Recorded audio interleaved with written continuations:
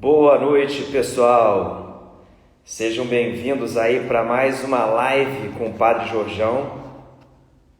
Hoje, num dia especial, dia de Santo Inácio de Loyola, 31 de julho. Esse santo que é tão querido, né, de tantas pessoas. Eu sou suspeito para falar porque estudei a minha vida inteira no Colégio Santo Inácio, quer dizer, grande parte, né, ali do ginásio até o científico, antigo científico, atual ensino médio e na PUC também. E por influência do servo de Deus Guido Schaffer, fiz os exercícios espirituais de Santo Inácio. Então hoje a gente vai aprender mais sobre esse santo que fundou a Companhia de Jesus, os jesuítas, e que nos deu o nosso primeiro Papa, jesuíta. O Papa Francisco é o primeiro Papa jesuíta a chegar à cadeira de Pedro, né? Então estou só aguardando aqui o Padre Jorjão aparecer aqui entre os participantes. Já já ele vai nos dar mais uma aula sobre esse santo, né, que influenciou tanto a caminhada do servo de Deus Guido Schaffer e influencia a caminhada de tantas pessoas. E temos muito que celebrar, agradecer a Deus nessa semana. Eu quero começar aqui já mencionando o querido Padre Javier, de quem o servo de Deus Guido Schaffer aprendeu os exercícios espirituais de Santo Inácio. Ele que no dia de ontem, 30 de julho, celebrou 51 anos de sacerdócio.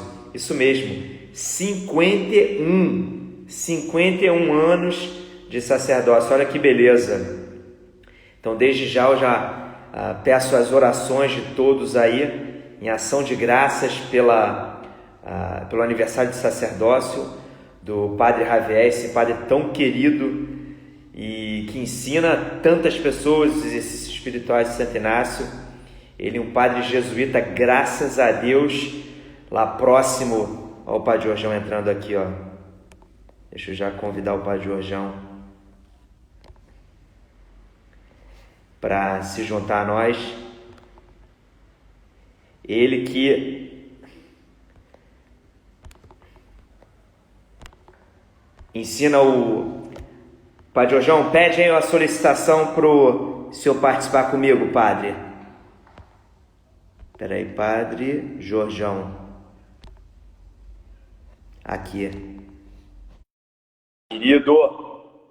Então, o Padre Javier que ensinou já exercícios espirituais de Santo Inácio a tantas pessoas. Eu fui um deles. Big George! Tudo bom, filhão? Tudo bem, Padre Jorjão? Estás me ouvindo? Super bem. Loud and clear. Que bom, filho. Que bom, filhão. Que alegria ver o senhor. Letatus sumus. Que bom, que bom, que bom. Obrigado a você, filhão. Imagina, Padre. Um prazer aqui eu estar... Aproveita e manda meu abraço meu, Padre Javier, no dia de hoje. Pode deixar. Ontem celebrou, Padre Jorjão, os 51 anos de sacerdócio. Olha que beleza. Ano passado foi o jubileu dele, né? Então, Santo Padre mandou uma bênção para ele. Uma bênção apostólica. Você sabe disso, né? Você foi à missa dele no passado? Foi, não? Eu não me lembro, Padre. Ano Lá no passado... Santo Inácio. Foi no Santo Inácio. Foi aquela que eu levei o senhor, que nós fomos juntos? Não, nós fomos almoçar com ele no aniversário de 90 anos dele, lembra? Ah, sim. Né? Almoçamos com os jesuítas lá. Fomos muito bem recebidos. Já estava o Padre Javier, Padre Luiz, Padre Josafá. É verdade. É verdade. Né? Somos sempre muito bem acolhidos, né, pelos jesuítas, né, Padre Jorjão? Foi, muito carinho, jesuítas. Aliás, como um abraço para Padre Josafá, para Padre Luiz, que hoje me ajudou muito, porque eu fui convidado a fazer uma live com a Márcia Peltier, e eu não tinha condição, porque essa hora tinha uma missa. E o meu querido Padre Luiz Correia Lima, com certeza, deve ter arrasado hoje, falando sobre o Santo Inácio. Aliás, hoje começamos o ano inaciano. Você sabia? Hoje a gente começa o ano inaciano. Sim, 500 anos. Ano que vem, começa hoje, preparação, os 500 anos de conversão do grande Santo Inácio. Foi a 20 de maio de 1521. Então começa hoje o ano inaciano. É Da verdade. Batalha de Pamplona. Lá. Eu tive a graça de estar lá quando o padre Bruno morava em Pamplona, em Navarra. A capital de Pamplona, Navarra é Pamplona. Quando ele foi ferido por na batalha contra a França, na Navarra e França, né? Ele foi pego com uma bala de canhão. E ali foi o começo da conversão do grande Santo Inácio. Então, esse ano é o ano inaciano, proclamado pela Ordem Jesuíta. Então, hoje é um dia muito especial para Santo Inácio. Começa o grande ano inaciano, o ano jubilar. Que beleza. Não sabia isso? Pois é. Que beleza, padre. A igreja celebra com um papa, o primeiro papa jesuíta na história, em 500 anos da igreja, o ano da conversão do grande Inigo. Inigo. É isso aí, era o primeiro nome dele, Inigo, que depois virou Inácio. É na língua basca, né? Você sabe que ninguém sabe de onde vem a língua basca, uma língua isqueira, né? Chamada isqueira. É uma língua que ninguém sabe de onde vem, não há cronologia, não há um estudo sabe de onde vem o basco. Não é como o português, não sabe que vem o latim, do latim. A língua basca é como húngaro, como também, que língua que não sabe? A língua magiar, a húngara. Ninguém Eu sabe. acho que o finlandês também, não, padre? O finlandês. Também. Não, e no estudo de sincrologia da língua basca. É muito interessante isso. Nós sabemos que vem da língua latina. A gente sabe a origem de cada palavra, mas a língua basca não. É muito bonito isso. É verdade. E como é bonito também, padre, a oração que Santo Inácio deixou para nós, né? Anima Christi. Uma delas ou outra?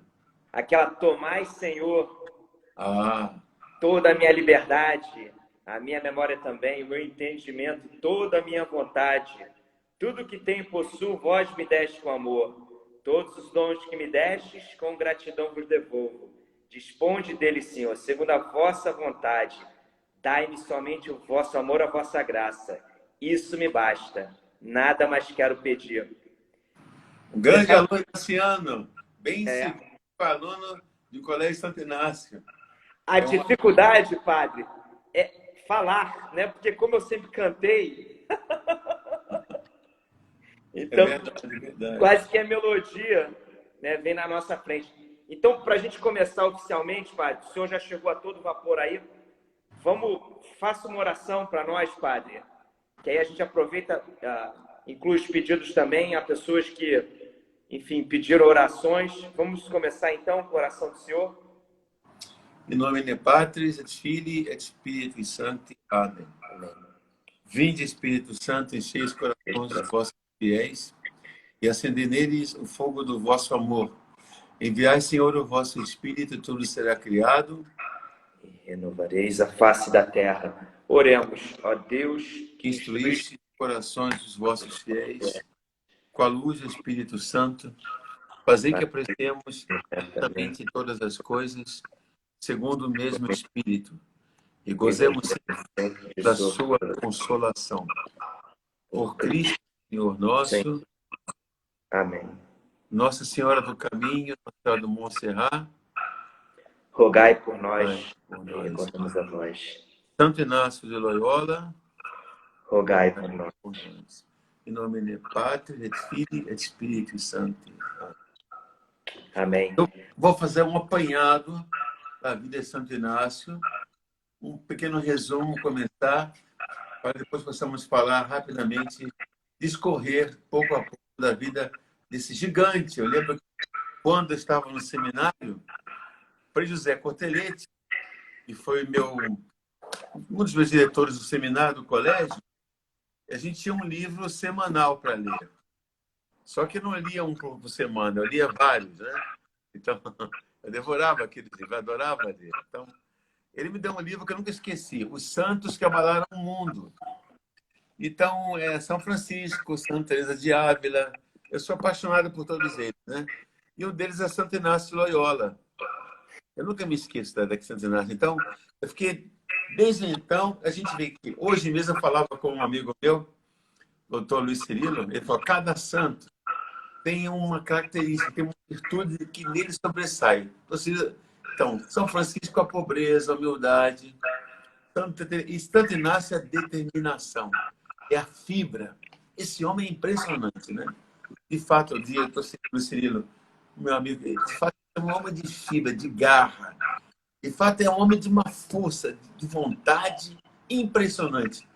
Acho que é por isso que você, Naciano, pegou isso do seu fundador, do seu pai fundador, Santo Inácio, né?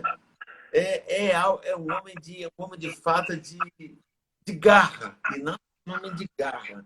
E deve passar isso lá para os seus alunos e para os seus filhos espirituais.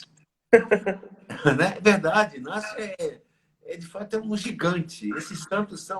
Santa Teresinha dizia: tua igreja é um corpo, cada membro é diferente. Né? É São Paulo, né? São Paulo, cara de São Paulo. Santo Inácio nasceu em 1491, numa época em que a Europa se afastava da igreja, a época do Renascimento, né? Em que o centro da medieval, que Deus era o centro do homem, antropocêntrica, passava a ser o homem. Depois daquela experiência da peste negra, do Renascimento, o centro era o homem. O homem passa a ser o centro.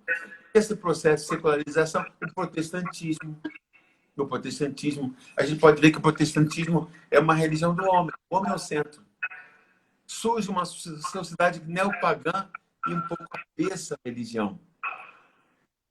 Nasceram na torre dos senhores de Loyola, no norte da Espanha, né? Inigo era o seu nome, era o mais novo de 13 filhos, uma família grande, de um casal. E aos 19 anos, a sua mãe morreu pouco tempo depois que ele nasceu.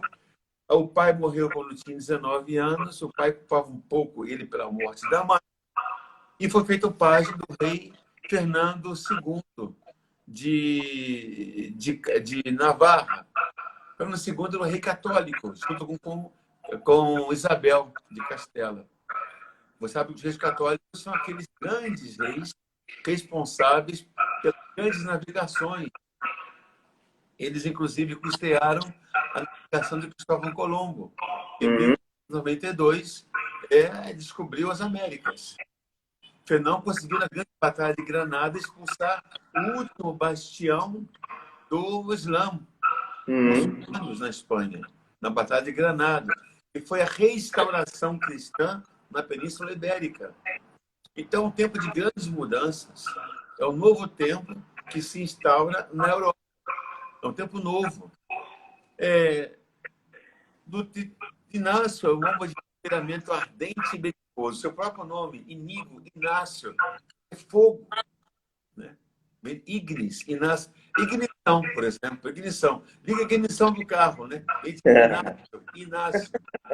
O nome dele quer dizer o que ele quer dizer, Inácio. Era um homem incendiário de fogo. E a carreira das armas o seduziu desde jovem. Ele foi tonsurado quando era criança. Ele foi já destinado para o sacerdócio. Mas, de fato, não quis ser padre. O seu irmão Pedro era padre. Naquela época, sempre alguém da família era padre, né? Mas ele não quis seguir a carreira de sacerdócio. E foi, sim, o seu irmão. E seguiu a carreira das armas, desde jovem. Inácio era um tipo de cristão espanhol do seu tempo. Batizado, mas um cristão mediano, de vida que não correspondia muito à sua fé. Nada muito diferente do tempo de hoje, nós estamos vivendo, né? Era cristão, mas nem por isso. Só mudaria após o acidente que sofreu durante a batalha pela conquista de Pamplona. Dia 20 de maio de 1521, acabou gravemente ferido na perna por uma bala de canhão. Isso é impressionante, né?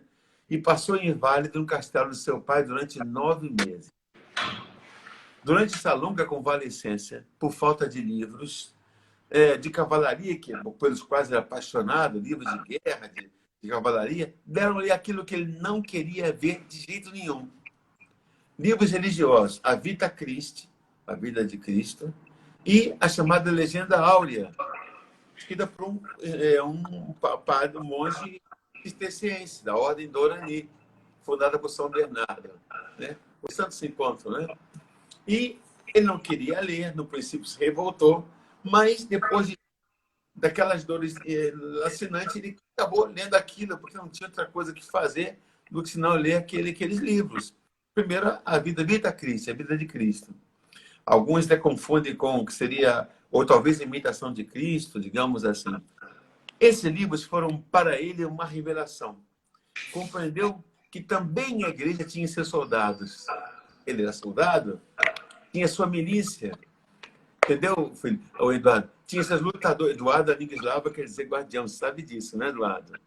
Não sabia não, padre. Ah, que coisa, que bom. Alguma coisa você aprendeu hoje, né? Imagina, eu estou sempre aprendendo com o senhor. Que a Padre, igreja eu tem estou seus colocando lutadores, seus o guardiões. meu fone aqui que o pessoal tá com eco. Não estão me Acho que ouvindo, agora... não, vocês? Não, eu estou ouvindo super bem. Eu acho que agora deve melhorar. Vocês estão me ouvindo aí? Anjo, estão me ouvindo? O pessoal está ouvindo bem, mas estava dando eco, padre, porque como eu não estava no fone, a voz do senhor, que eu estou numa sala aqui que está fazendo eco. Eu acho que agora deve ficar melhor. Pode continuar, padre.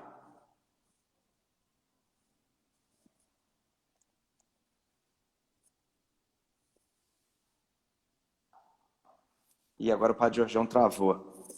Espera aí, vamos esperar aqui ele voltar. Ângela, tá Voltou. ouvindo, filha? Vamos lá, padre, agora melhorou. Me ligaram. Toda vez me ligam nessas horas. Tá me ouvindo, Ângela? Tá me ouvindo bem? Super bem, loud and clear. Pessoal, não liguem para o padre Jorjão. Por favor, não me ligue agora. Não ligue para mim, pelo menos agora. Pois é. Então ele começou a ler a Legenda Áurea e a Vita Christi. E ele se deu conta que... tá bom, tá ótimo. Ele se deu conta, então, de que a igreja tinha seus guerreiros, seus soldados, esses homens que eram soldados que representavam Cristo na luta para defender na terra os interesses de Deus, o Deus dos exércitos. Nós não cantamos na missa Santo, Santo, Santos, Dominus Deus Sabaoth, Santo, Santo, Santo, Senhor Deus dos exércitos. Não fica em português, não é? A tradução é diferente. Senhor Deus do universo. Se bem que o texto original fala Deus dos exércitos, Deus Sabaoth. Mas como em português o pessoal não entende que exército é esse? Deus dos exércitos celestes, né? Dominus Deus Sabaoth, vem de Sabaoth em hebraico, dos exércitos celestes, dos anjos. É tão bonito isso. É pena porque, em vez de explicar para o povo o que significa, a gente traduz, muda. Essa tradução não são, deveria mostrar dos exércitos celestes, dos anjos, dos arcanjos, dos querubins, dos serafins, das potestades, das dominações. Esses anjos que hoje mesmo a Tatiana mostrava um vídeo dos Estados Unidos, alguém na missa, daqui a pouco apareciam os anjos, o padre celebrava os santos.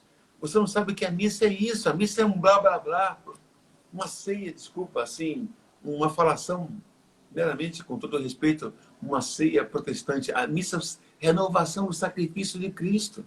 Ali estão os anjos, ali estão os santos do céu e da terra conosco.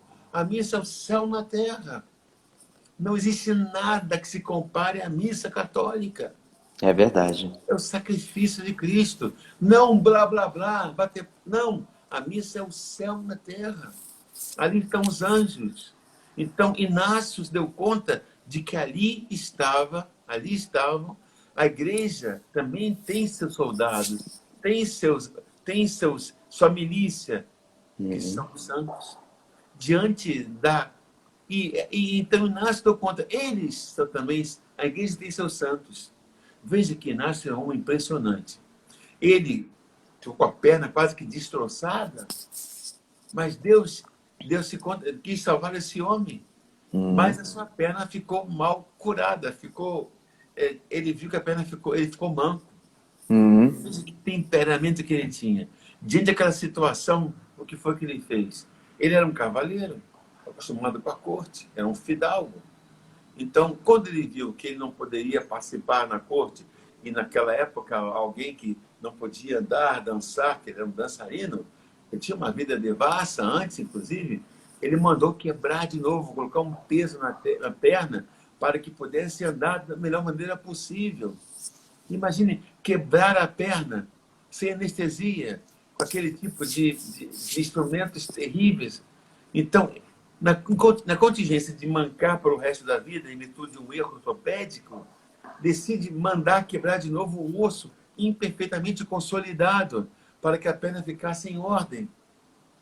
Naquele tempo, o fidalgo capenga seria motivo mal visto na corte e teria sua carreira política e militar prejudicada por resto da vida. Imaginemos agora um cirurgião munido de instrumentos e métodos ortopédicos incipientes naquele tempo, pancada sobre o osso mal consolidado, sem anestesia, rompendo o ligamento de novo, uma dor lacerante. Meu Deus do céu, só de imaginar. Por que eu falo isso? Nessa atitude podemos ver a decisão extrema do homem que mediu tudo e resolveu aceitar um sacrifício momentâneo em prol de um futuro brilhante.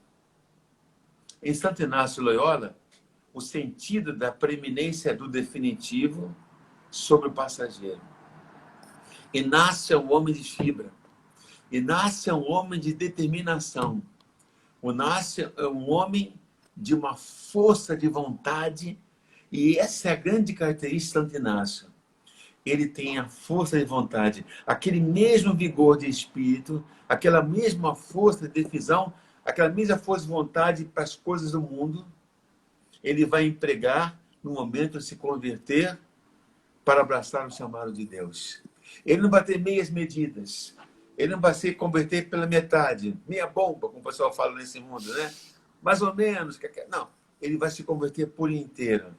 Enquanto o homem mundano e militar vaidoso, desapegado das coisas do céu, mas uma vez tocado de modo irresistível pela graça de Deus, vai agir do mesmo modo em relação com o defeito físico, meditando suas lacunas morais. Ele vai dizer: eu tenho que encarar de frente as verdades eternas.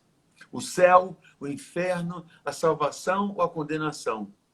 Eu recebi graças, compreendi como ser autêntico cristão e católico.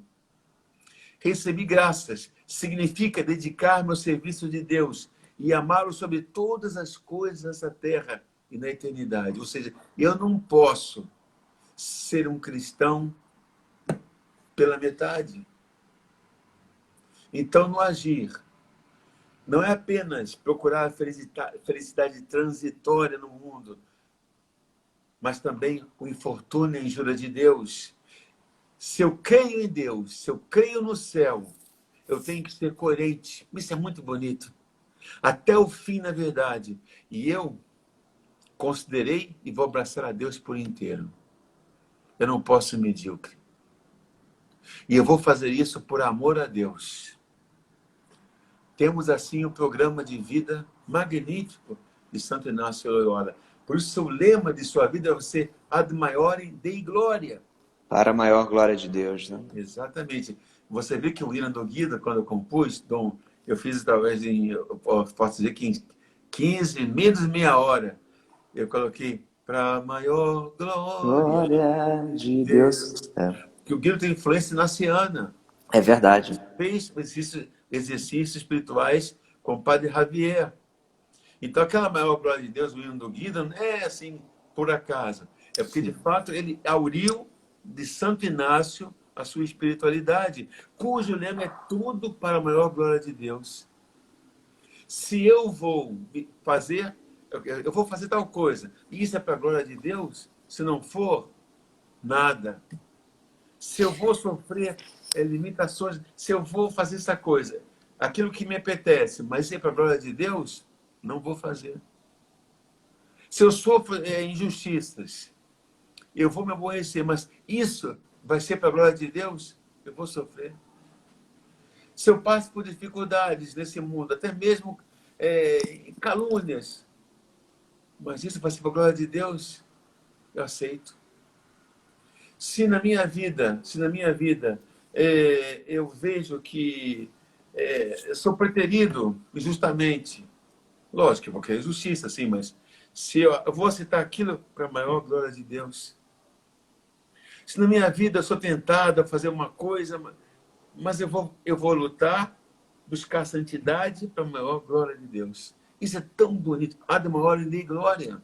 Se eu sou tentado no meu estado de vida, você é casado, e lá está alguém que te tenta, uma mulher bonita, você é tentado no seu casamento.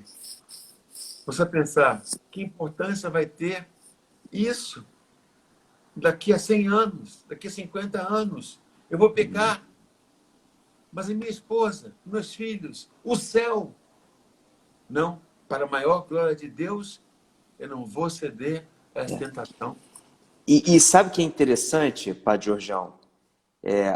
O legado, né, de Santo Inácio foram os exercícios espirituais. E aí você pensar, né, alguém que aspirava honras militares, né, que se encantava com a vida assim, de um soldado, enfim, de um general que viesse a ser reconhecido lá na frente.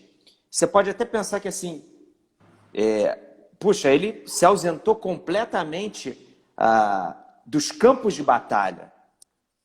De jeito nenhum. Ele travou a pior de todas as batalhas, que é a batalha interna. É vencer-se a si mesmo. Porque Diga. Você fez com o Padre Ravel os exercícios espirituais. Fale para a gente um pouco. Muito bem, Padre Jorjão. E foi por influência do Guidinho. Exatamente. Porque eram ali os idos de 2004. Isso, eu tinha voltado para o Rio, depois de uma temporada fora e São Paulo, e eu virei e falei para o Guido, falei, Guidinho, eu estou querendo me aprofundar mais na espiritualidade.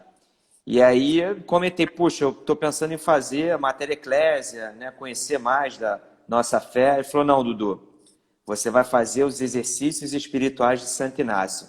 E olha só que interessante, padre. Eu, que tinha estudado no Colégio Santo Inácio, que tinha estudado na PUC, desconhecia os exercícios espirituais de Santo Inácio. E eu digo para o senhor, a minha espiritualidade cresceu significativamente.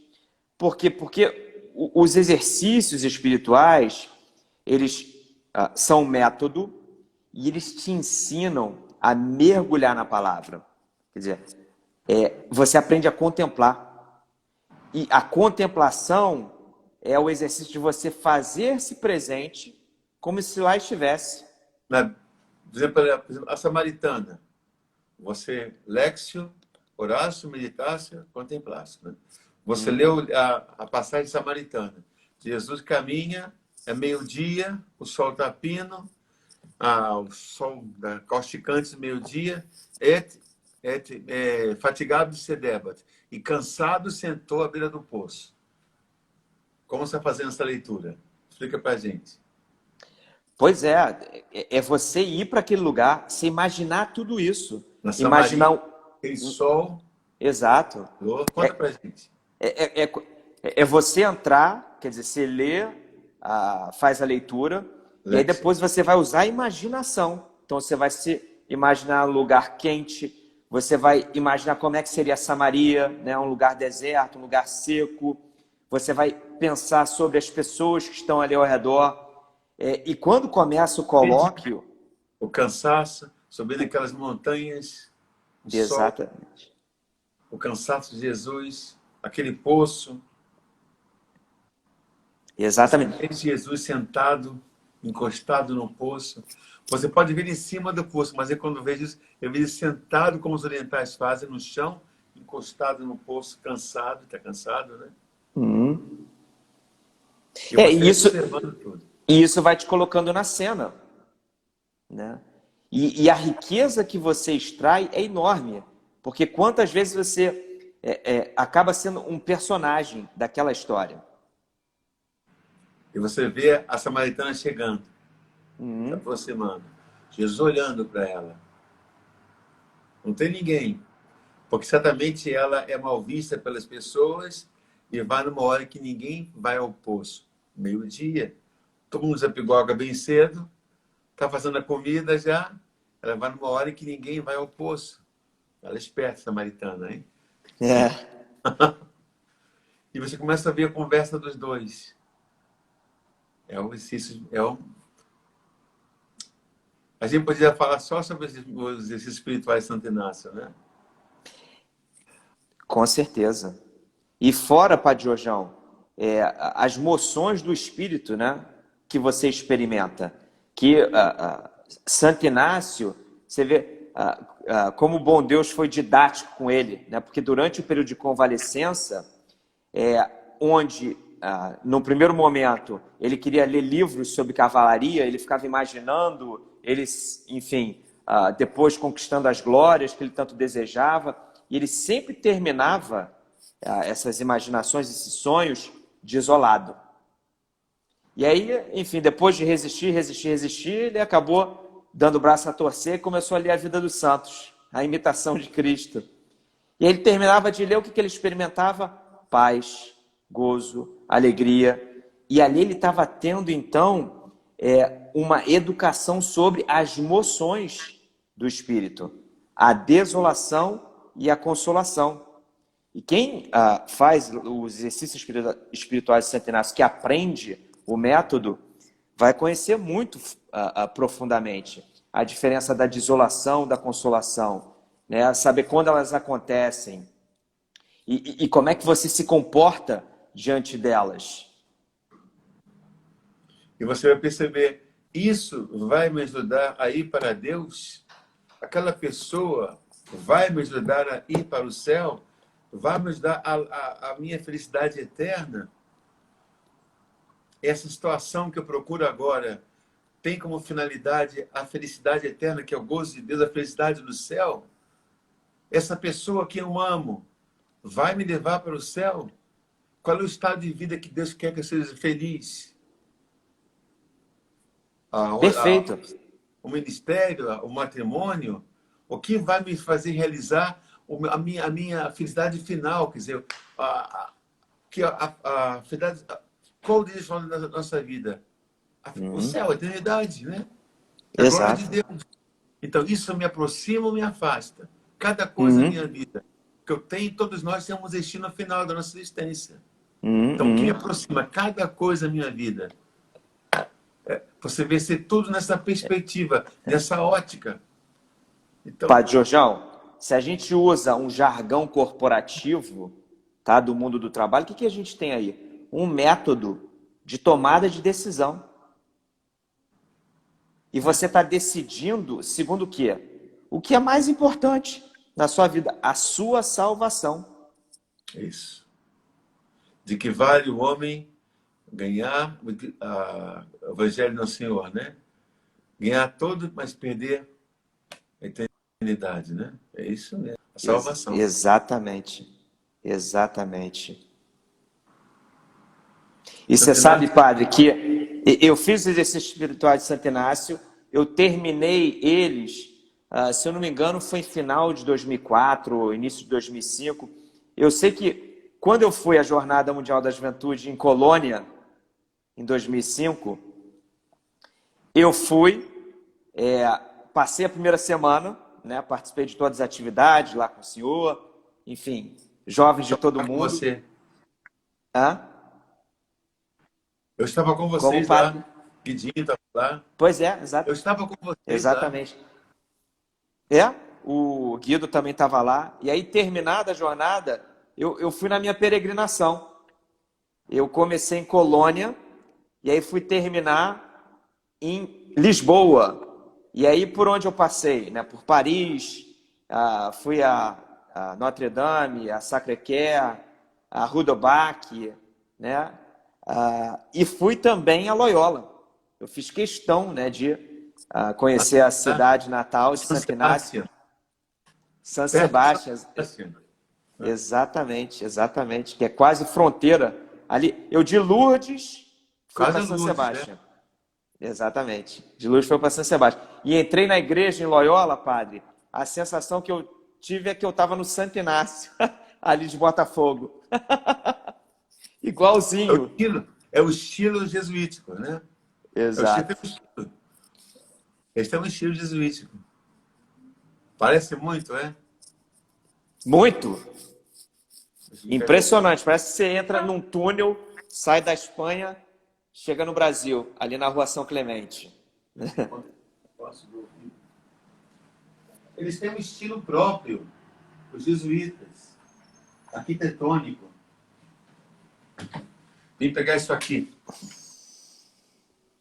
Eu acho que você não está ouvindo direito.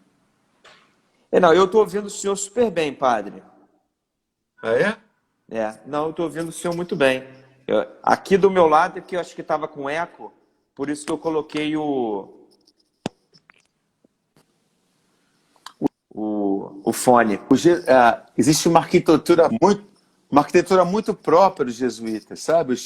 Chamado estilo jesuítico, né? Inaciano. Você faz sentir-se próprio, como sentiu-se na igreja de Santo Inácio, né? Por isso, exatamente, talvez. exatamente.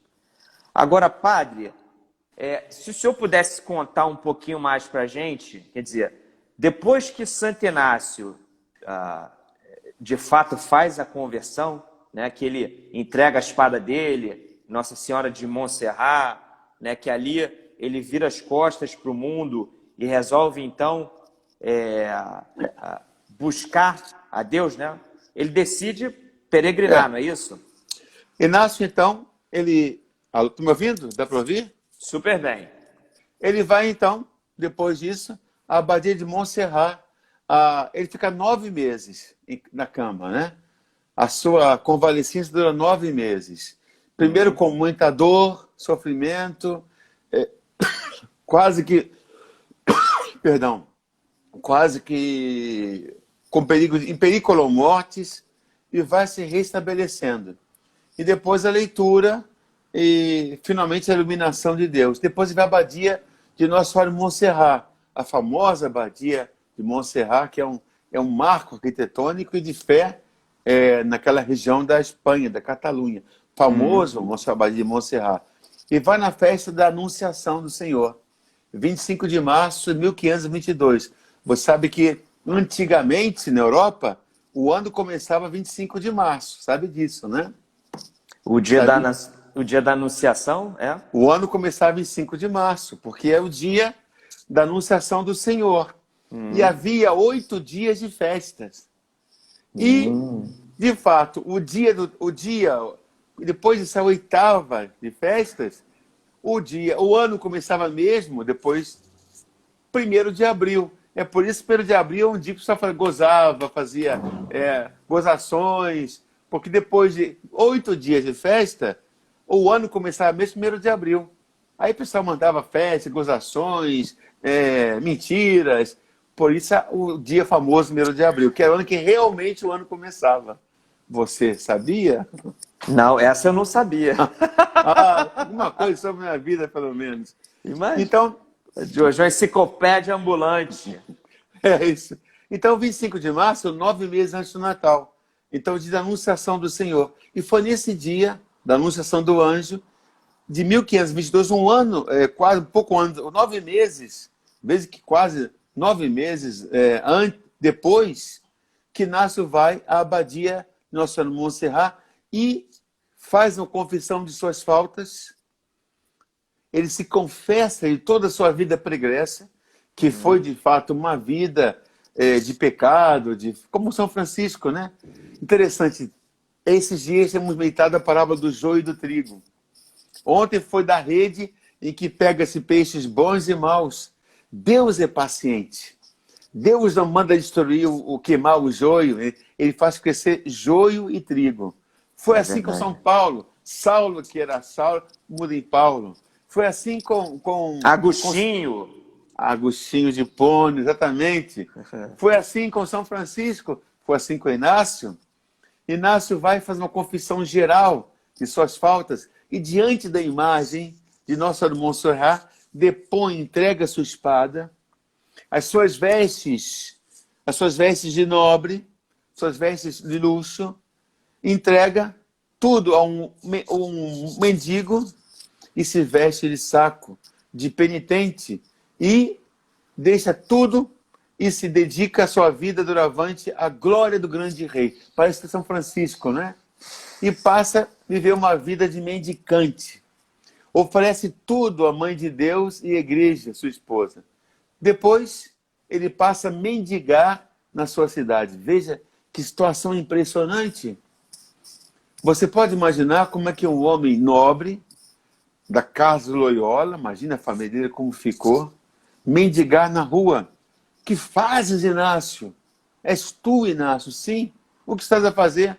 Estou pedindo perdão a Deus, por minhas faltas são muitas. Então, como São Francisco sabe que ele estava louco, gozavam da cara dele. Imagina uma pessoa que era conhecida por todos, que era vista porque era amigo de todos, que imaginaram? É Patso, détraqué, como falam os franceses, né? Perdeu totalmente a sua memória, o seu equilíbrio. E ele é um dos loucos de Deus. E começa então o seu caminho de conversão, em que ele passa a se transformar até que ele vai fazer um momento de profundas peregrinações. Então, a partir desse momento, que ele vem como heróis. Tem como heróis São Francisco de Assis, São Domingos. Francisco, o homem da pobreza, Domingos, o homem da pregação. É interessante. São dois homens, né? Então, durante esse período, ele começa a desenvolver os exercícios espirituais, como acabamos de falar, e ele vai, então, aprender, nesse meio tempo, depois de Montserrat, a língua latina, que vai ser para ele um instrumento maravilhoso para que ele possa pregar a palavra de Deus, escrever, instruir-se. Porque depois ele vai ser julgado pela Inquisição. Porque como pregas, se você não tem teologia, mesmo porque estamos na época da Reforma Protestante. Isso é muito perigoso. Então ele vai no mosteiro de Manresa, que ele mora não como monge, apenas como hóspede, assume o estilo de vida mendicante, começa a rezar a liturgia das horas, missa dominical. Isso é um sinal de profunda piedade, de oração, visita aos doentes, então, oração, vida de intimidade com Deus, da liturgia e de caridade. E ele tem experiências místicas, que só lhe concede ascese e experiências místicas. E nasce um homem de profundas experiências místicas. E ele tem também, digamos, aquela chamada noite escura, como São João da Cruz, em que ele sente aquela aridez espiritual. Ele passa pela aridez espiritual. Quem leu o Tratado da Solidão Sonora, o Tratado da Aridez, como Santa Teresa de Ávila, nós sabemos que vários santos passaram pela aridez, aquela secura. Muita gente passa por isso. Eu perdi a fé, não sinto mais nada. Confunde fervor com fervura, né? Não, ou estou tão bem. Uma coisa, fervor. A gente passa, muitas vezes, essa aridez espiritual. Você reza, não sente nada. Santa Teresinha de Jesus passou por 2 anos em que você rezava e nada sentia. Caramba. Santa Teresa de Ávila foram 15 anos. Ela chegava na igreja e limpava os bancos, porque ela não sentia nenhuma consolação. E ela dizia, eu prefiro sentir, devemos buscar o Deus das consolações do que a consolação de Deus. São Paulo da Cruz viveu 42 anos de aridez. Imagine você. O fundador Santa Teresa de Calcutá também, né, padre? 60 anos. Ela passou toda a sua vida apostólica sem sentir nenhuma consolação. E olha que ela vivia 3 horas, depois 4 horas diante do sacrário. Já falei aqui outras vezes. em que o sacrário tinha aquela voz, aquela palavra que ela ouviu na hora da mudança de vida. Quando ia pegar um trem, ela ouvia uma das 7 palavras de Cristo na cruz. Tenho sede, sítio. E ela não sentia nada. E só poucos dias antes da morte, é que ela voltou a sentir aquele fervor espiritual. Mas todo o trabalho dela viveu na aridez. Ela não abandonou a Deus. Você não precisa bater no palmo, levantar a cabeça, da cambalhota, plantar bananeira. Não, na aridez, esses santos viveram sem sentir nada. Rezavam, não sentia arrepio, calafrio. Deus não falava no ouvido deles, não. Eles sabiam que Deus estava ali. Isso é fidelidade. E Inácio, que também teve visões, experiências místicas, também sentiam Deus no silêncio, nessa solidão sonora, nessa noite escura. E esse ânimo foi renovado e, mais tarde, ele teve a confirmação quando teve experiências de Deus, mais uma vez. Mas, apesar das contemplações, ele tinha um desejo de ir a Jerusalém. Ele foi com essas esmolas, ele foi juntando, guardando, porque ele tinha um sonho de ir para Jerusalém. E, de fato, mais tarde, ele ganhou uma passagem gratuita para ir para Jerusalém. Ele vai a Veneza, ganha essa passagem, vai até Roma, consegue, então, provisões, o passaporte diplomático, junto ao Romano Pontífice, e vai, conhece lugares santos, que era o seu desejo. Ele quer, inclusive, ficar lá, mas os franciscanos não permitem, porque Deus não quer, não é a vontade de Deus. E o sonho dele era, mais tarde, fundar uma comunidade que fosse estar na Terra Santa. Mas Deus tem outra providência para ele. É como São Francisco, né? Que queria ir, quando vai à Terra Santa, vai até o Marrocos, queria ser mártir, o sultão não deixou, disse: se houvesse 5 frades igual a você, mais 5, nós todos converteríamos. O ano passado foi 800 anos desse acontecimento. Francisco volta. No ano seguinte, manda mais 5. Quem sabe eles vão se converter. Santo Antônio vê esses 5 frades passarem por Coimbra. Eles vão para o Marrocos. Ao invés de encontrar o sultão, encontra aqueles homães que tinham tido inveja de São Francisco. Trucidam esses frades, matam-nos. As relíquias desses homens voltam para Coimbra, mortos. Santo Antônio fica impressionado. O que ele faz? Pede para deixar a ordem agostiniana e tornar-se franciscano. Ele vai, então, para o Marrocos, pregar a palavra de Deus, e eu também quero ser martirizado. Fica doente no Marrocos, tem que voltar para Portugal. O vento não é favorável, o Xiroco, norte da África, vai, em vez de Portugal, vai para a Itália, para a Sicília, e é levado para Messina, onde há um capítulo da Ordem Franciscana, o capítulo das esteiras, e em 1220 e lá encontra quem? São Francisco. Os dois se encontram. E a providência muda tudo. O homem impõe e Deus dispõe. E assim é com Santo Inácio. Santo Inácio. Então ele volta então para Barcelona, começa a pregar. Ele já tem um bom latim, vai estudar em Barcelona. E lá em Barcelona ele continua seus estudos, começa a pregar, mas também ele é denunciado, porque diz: esse homem prega muito bem, ele fala muito, mas ele não tem teologia. Como é que pode pregar sem teologia? Estamos no auge da Inquisição, porque ele é um perigo, porque os protestantes estão aí anunciando os seus erros teológicos, as suas heresias. Mas ele é inquirido, ele é ouvido, mas não um erro teológico. Mas mesmo assim ele tem que estudar. A gente conheceu alguém assim, né, padre? Que antes de estudar teologia já pregava muito bem. Ele tinha a Bíblia infusa. Eu nunca vi alguém pregar como Guidinho. Ele tinha a Bíblia infusa. Era o Espírito Santo de orelha lá nele, né? Então ele pregava como ninguém. Eu falei: isso aí, como for padre, vai converter até as pedras. Deus me perdoe por uma coisa dessa, né? Pois é. Então, em Alcalá, mais uma vez, ele é chamado à Inquisição, é suspeito de Inquisição, E também o vigário de Toledo, na época, vai ouvi-lo. O que acontece? Ele é enviado, então, tem que ver, mandado para Salamanca, a grande universidade de Salamanca, né? Você sabe que você é economista, lá eu estou aqui falando com um rapaz formado no MIT, para quem não sabe, né? Lá de Boston, Massachusetts Institute of Technology. Isso aqui é papa fina, né? Então, sabe que não foi lá o famoso, como é que é o pai da economia que se fala? O Adam Smith. Adam Smith. A economia surge com a unidade da Salamanca. Vai estudar onde é Salamanca, que é onde surge a economia. Então, ele vai estudar em Salamanca e começa a estudar.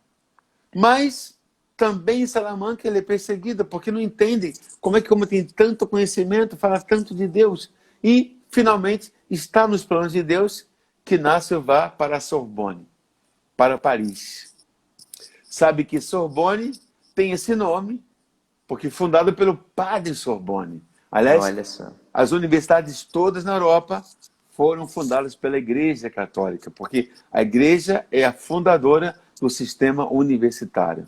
E lá ele encontra um grupo de amigos, de companheiros, como ele chama, em que ele vai falar, ele vai anunciar os seus desejos, o seu desejo de anunciar Jesus, de falar, e ele encontra esse grupo que pouco a pouco, durante 6 anos, ele vai fomentar o desejo de anunciar o nome de Jesus, de falar de Jesus. Um deles, então, que também participou dessa batalha lá de Pamplona, a família também, é um basco, um homem cheio de desejos, de restaurar a fortuna da família, o nome da família, cheio de força de vida, que não queria, imagina, que tem a família, que tem o meu lar, que eu tenho minha casa. É um gigante. Aliás, são gigantes. Francisco, outro Francisco. É o Xavier, padre. Exatamente. Que coisa, os santos se encontram. E é impressionante. E lá em Montmartre, você quer dizer Montmartre? Não. Monte dos Mártires. Olha. Foi lá que foi martirizado o patrono de Paris, São Denis. São Denis.